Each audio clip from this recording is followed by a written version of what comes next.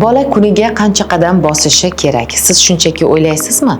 Yetarli yuradi yoki yo'q? WHO tadqiqotlariga ko'ra 5-12 yoshdagi bolalar kuniga 12 ming, 15 ming qadam yurishi tavsiya etiladi. Bu miya faolligini oshiradi, diqqatni kuchaytiradi va mushak skelet tizimini mustahkamlaydi. Finlandiya maktablarida bolalar ertalab va tushdan keyin tashqarida yurishadi.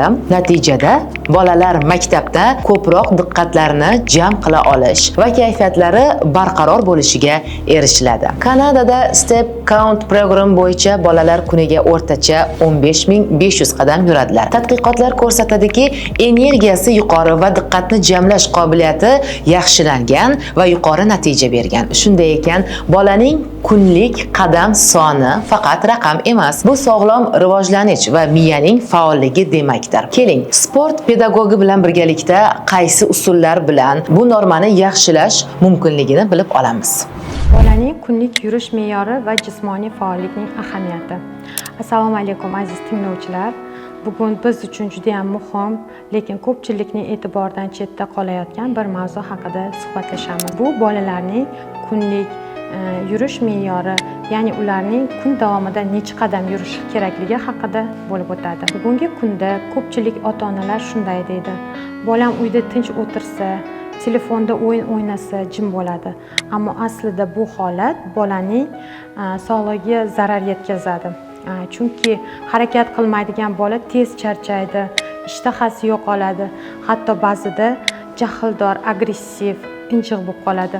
Mutaxassis sifatida aytishim mumkinki, maktabgacha yoshdagi bolalar uchun kunlik yurish normasi 7-8 ming qadam bo'lishi kerak.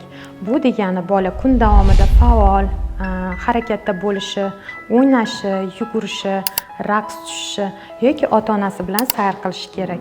Masalan, ota-ona bolani bog'chadan olib kelayotganda mashinada emas, balki piyoda yurishni tanlasa, bola o'sha paytning o'zida 1000-1,5 ming qadam yuradi. Yoki hovlida 1 soat davomida o'ynagan bola taxminan 2000 qadam tashlaydi. Shu tarzda oddiy kundalik harakatlar bolaning sog'lom o'sishida katta rol o'ynaydi. Yurishning o'zi oddiy tuyuladi, lekin u bolaning hayoti uchun juda muhim. Har kuni yuradigan bola epchil, tetik, harakatchan bo'ladi. U yaxshi uxlaydi, darslarni oson o'zlashtiradi va doimo kayfiyati yaxshi bo'ladi.